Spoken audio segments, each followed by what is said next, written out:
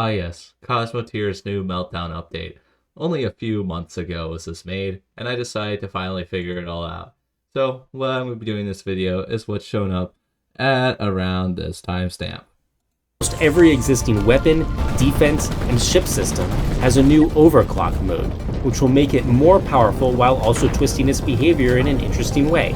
Alright, so let's figure out the interesting way that all these things have been altered. Hello YouTube, this is Cosmoteer, and today I'm going to be showing you all the normal versions and overclocked versions of every single thing that can be overclocked.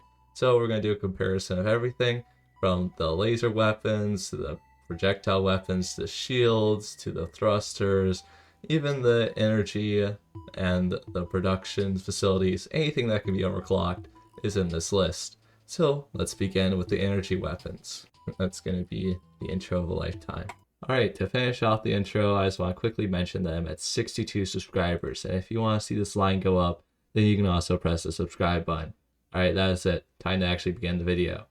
Okay, to start off, we're going to demonstrate the laser blaster. So we have the normal version and the overclocked version. You can tell it's overclocked because I have this contraption on the side so it doesn't overheat and burn up the entire ship.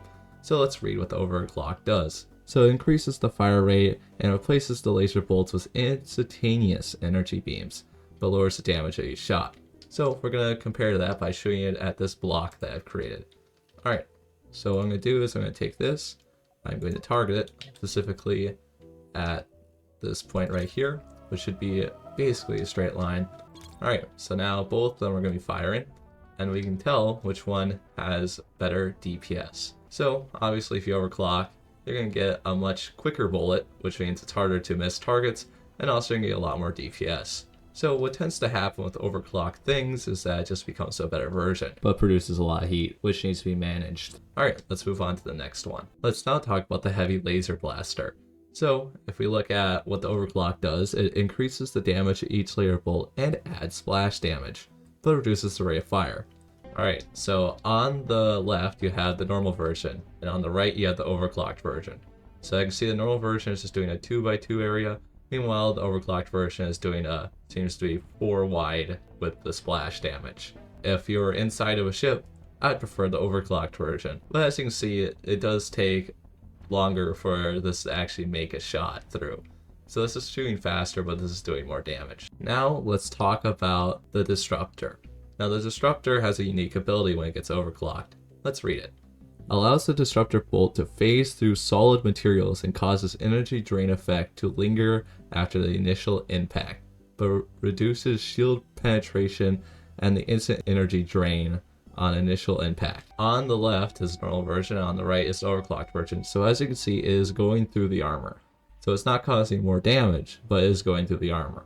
Now it does the same amount of damage per second. If you're wondering why this one's winning slightly, it's because it had a head start. So as you can see, the reactor is gaining effect, even though there's several layers of armor here.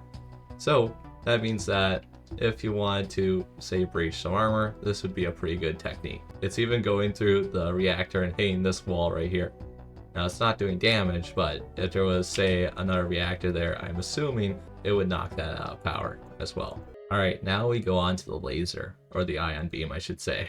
So the ion beam, when it's overclocked, if it would show up, causes the ion beam to destabilize near its target, creating a chaotic and powerful lightning strikes in an area around it, but prevents the beam itself from directly hitting its target. So this is like chaos. So let me show you what that actually means. Now I can hope you can tell which one... What? Why do you not have power? Thank you. So I hope you can tell which one is the overclocked version, which one isn't. So the overclocked version is doing a lot of damage to general things around the armor, which is probably going to cause pieces to break off, which may or may not be a benefit. But as you can see, in terms of death, obviously the non-chaotic one is getting deeper. However, if you had a laser like this that was really powerful, which I might make in a future video, well, you'd probably be crushing through the entire thing and making a massive hole. In terms of power level, you can see the clear difference here, but I'll let it run for a little bit. We'll see what happens. Alright, I believe this is a good demonstration. So as you can see, this guy is just going straight through. Meanwhile, this is taking off a huge chunk. Now overall, I think that this laser has done more damage, but this one's been more productive. So it might be a win-lose situation for the overclocking of this laser. Okay, so next we have the point defense. Now, unfortunately, I can't really demonstrate it because you need to like full attack everything. So what it does is basically turns on a dynamo that slowly regenerates power, allowing point defense system to fire for short periods without even receiving batteries, or ever receiving batteries. So what that means is basically you don't even need a reactor for the point defense. It'll automatically generate fuel by itself. So when you overclock the mining laser, it adds an area effect for both the mining beams and the cost of slower precision mining, which means that if you're trying to do something with precision, you're out of luck. But let's compare them. All right, here we go. So as you can see, the overclocked version on the right is doing a lot more damage than the one on the left, which makes sense because you're overclocking it. Alright, time for the projectile weapons, starting off with the small cannon. So, if you look at the overclock, it fires salvos of multiple shells at higher velocity and longer range. Now, I've actually not seen this, so this should be interesting. Alright, here we go. So the overclocked version is on the right, while the normal version is on the left. So as you can see, the cannon obviously has like a larger radius. I'm sorry, can I protest my past self? Did I really just say the cannon honestly has a larger radius? What does that even mean, bruh? Let him cook. But the overclocked version is doing more of a dent than the normal version, which is to be expected because it's overclocked. Oh, what? How? Oh, what happened? Why are we drifting off to the side? Oh, because the cannon is shooting, causing the... Ah. Now let's talk about the large cannon. Alright, let's talk about the large cannon now. Now going over it, the overclocked version causes each cannon shell to break apart upon impact into multiple smaller incendiary shells that each continue penetrating into the target ship. Well, that seems slightly broken. Let's see what happens against this box. Alright, so the normal one is on the left, while the overclocked one is on the right. Now as you can see, whenever the overclocked one hits its target, it breaks into multiple smaller fragments for a few seconds. Now the question is this going to be more powerful over time? Let's see. Alright, so after a while you can see that the overclocked version does do more damage.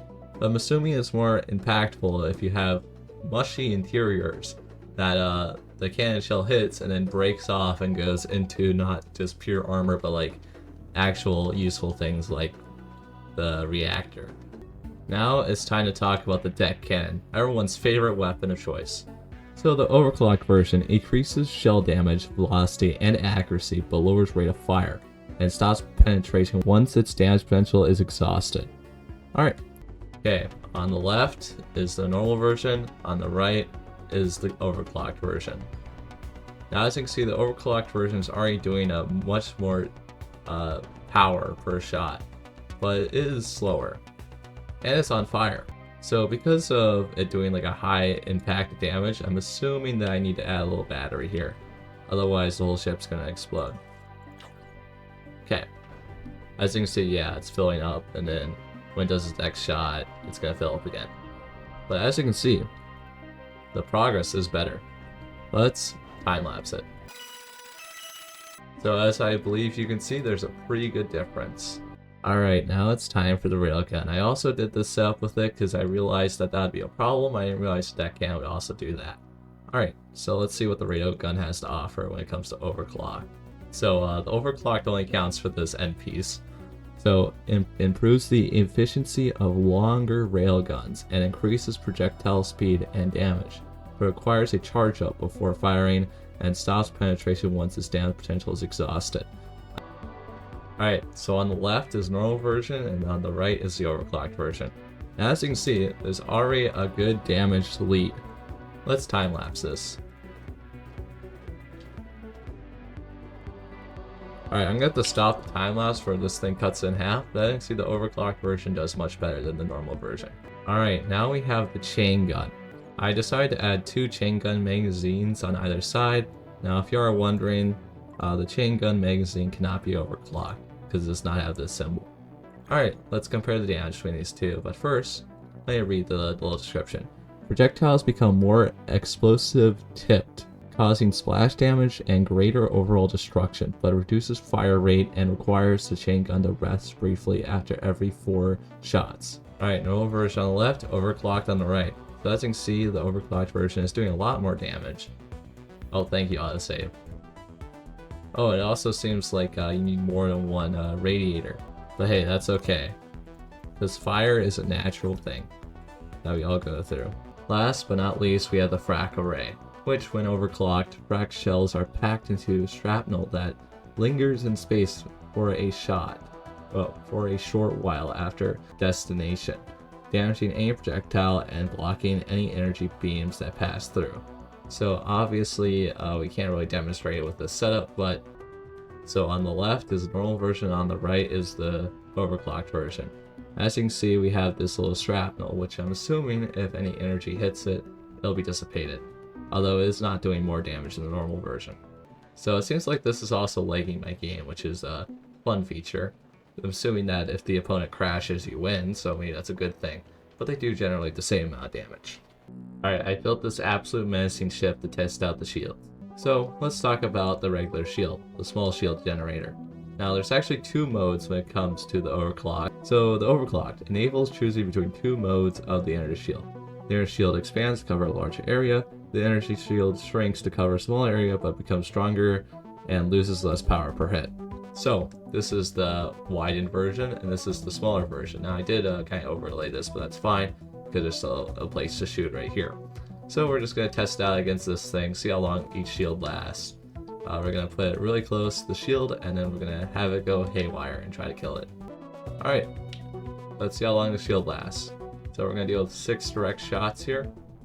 Unfortunately it is turning, which I don't want to do. Can we like not do that and like angle at this? Yeah, that'd be better. Alright, so as you can see it is holding up. As you can see, it is holding up to a decent amount of barrage, but it's about to come under fault. There we go. Alright, we're gonna move to this location and attack this shield generator next. Alright, now hopefully it doesn't like go through the shield. Yeah, there we go.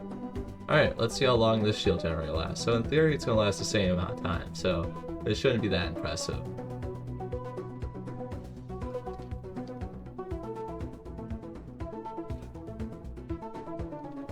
And there we go, it is now through. Alright, so this is going to be the hardest one to set up, but I believe I can get it done.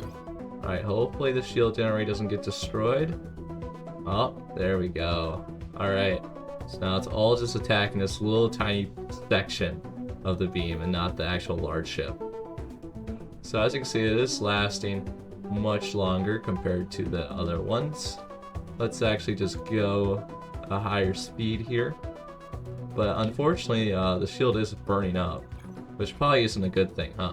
So it seems to be a pretty intensive process to keep the shield actually running. Wow, we need all 3? That is wild. But it is holding up for an extreme amount of time compared to the other ones. Is it actually going to stay up? Nope, there it goes. Oh, it tried. Alright, so the large shield generator, the overclocked version is just a shrinked version. So the energy shield shrinks to cover a smaller area and becomes stronger and loses less power per hit.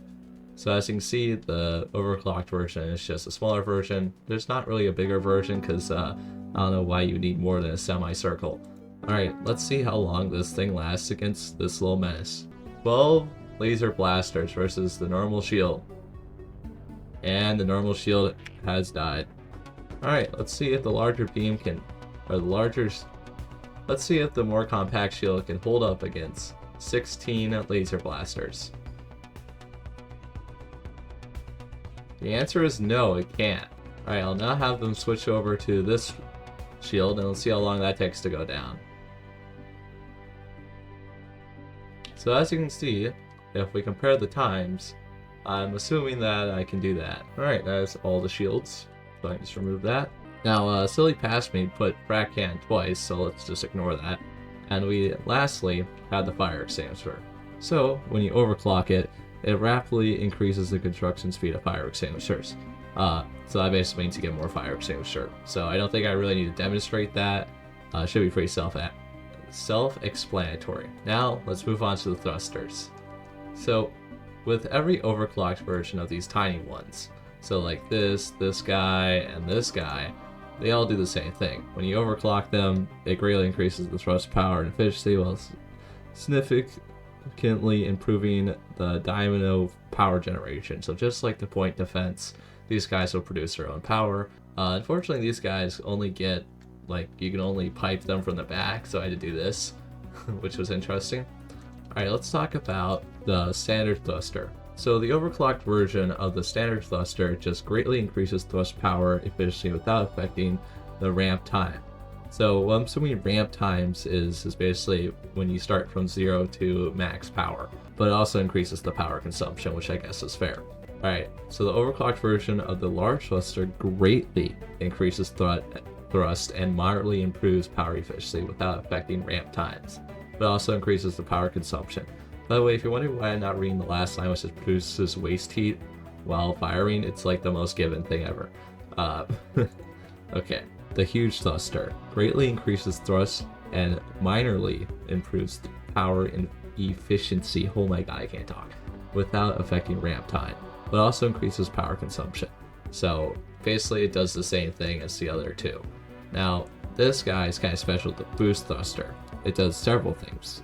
So when it's overclocked, it greatly increases thrust and moderately improves power efficiency without affecting ramp time. So basically like the other two.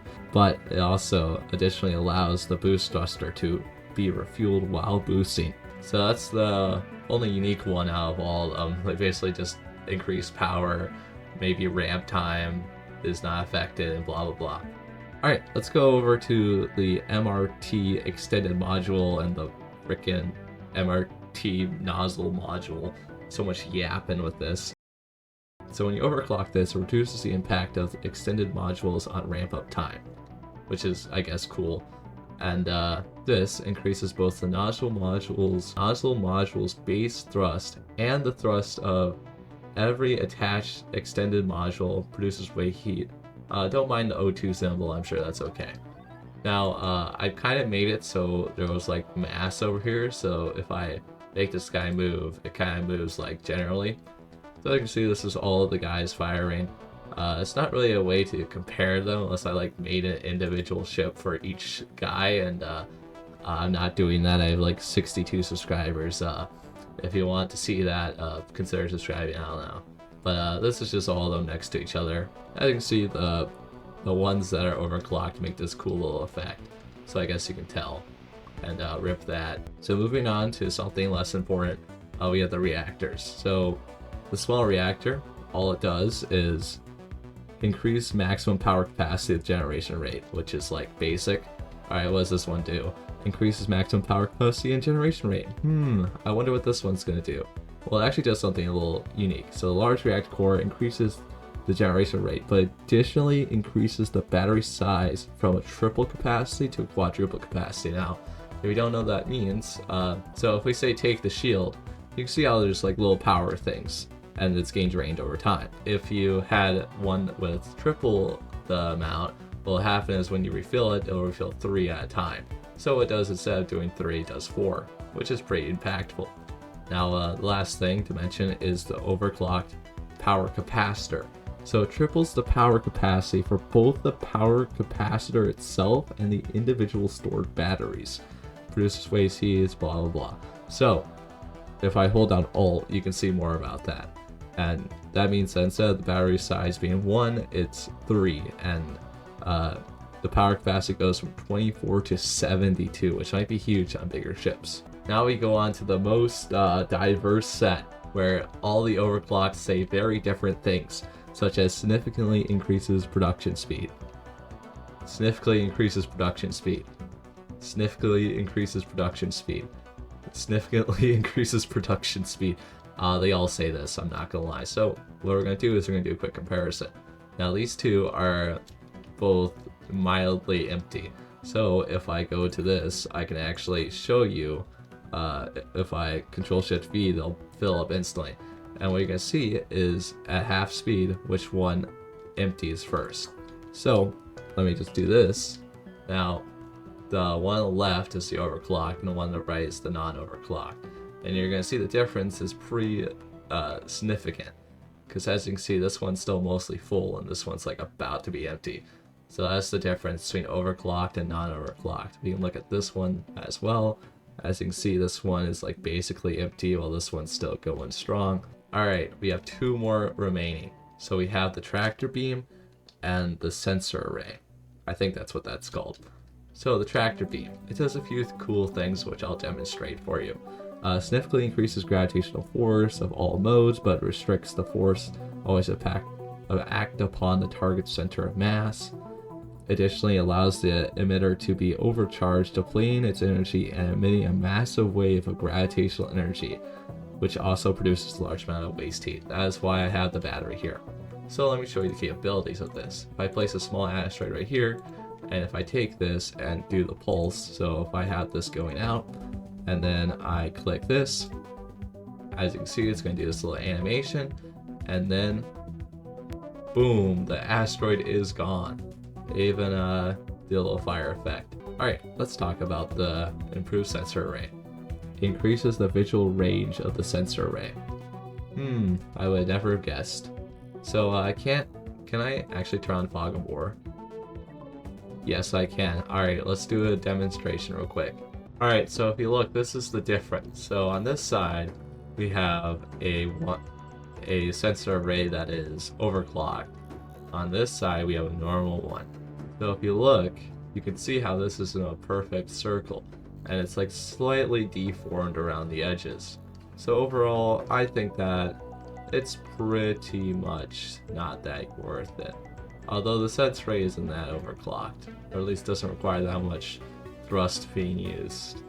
Thank you for watching. That is all my beautiful comparisons. Hopefully that was helpful for you.